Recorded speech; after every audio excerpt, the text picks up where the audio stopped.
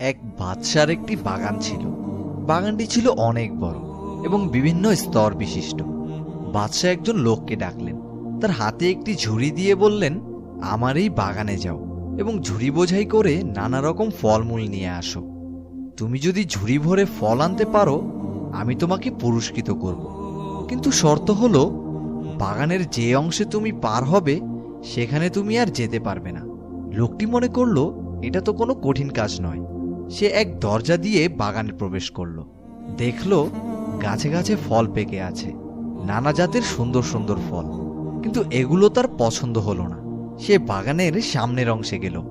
এখানকার ফলগুলো তার কিছুটা পছন্দ হলো, কিন্তু সে ভাবলো আচ্ছা থাক, সামনের অংশে গিয়ে দেখি, সেখানে হয়তো আরো উন্নত ফল পাবো, সেখান থেকেই ফল নিয়ে ঝুড়ি ভরবো। সে সামনে এসে পরের অংশে এসে অনেক উন্নত মানের ফল পেল। এখানে এসে তার মনে হলো এখান থেকে কিছু ফল ছিঁড়ে নেই, কিন্তু পরক্ষণে ভাবতে লাগলো যে সবচেয়ে ভালো ফলই ঝুড়িতে নিবে। তাই সে সামনে এগিয়ে বাগানের সর্বশেষ অংশে প্রবেশ করলো। সে এখানে এসে দেখলো ফলের কোনো চিহ্নই নেই। অতএব সে আফসোস করতে লাগলো আর বলতে লাগলো, হায়, আমি যদি বাগানে ঢুকেই ফল সংগ্রহ করতাম তাহলে আমার ঝুড়ি এখন খালি থাকতো না। আমি এখন বাদশাহকে কি করে মুখ দেখাবো? ঝুড়িসহ বাগানে প্রবেশকারী লোকটির সাথে আমলনামা সহ দুনিয়ার বাগানে প্রবেশকারী হিসাবে তোমাকে তুলনা করা যায়। তোমাকে নেক কাজের ফল ছিঁড়তে বলা হয়েছে, কিন্তু তুমি প্রতিদিনই ভাবো আগামীকাল থেকে ফল ছেঁড়া আরম্ভ করব। আগামী দিন করতে করতে তোমার জীবনে আর আগামী দিন আসবে না। এভাবেই তুমি শূন্য হাতে আল্লাহর সামনে হাজির হবে।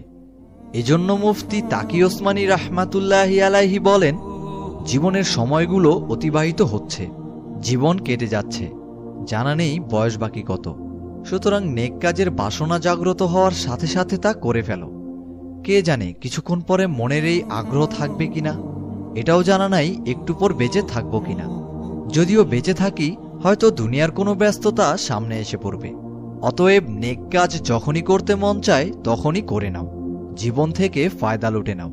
তাই জীবন নামক আল্লাহর অনুগ্রহে দেওয়া বাগানে বিচরণকালে আমলনামার বিশেষ ঝুড়িতে যখনই সুযোগ পাওয়া যায় তখনই নেকি আমল ফল দিয়ে প্রথম থেকেই ভরা শুরু করে দাও। পরে সময় পাওয়া যাবে কিনা জানা নেই। আল্লাহ সুবহানাহু তাআলা সবাইকে তৌফিক দিন। আশা করি ভিডিওটি আপনাদের সবার কাছে ভালো লেগেছে। আগের মতোই যদি ভিডিওটি ভালো লেগে থাকে তাহলে একটা লাইক দিন।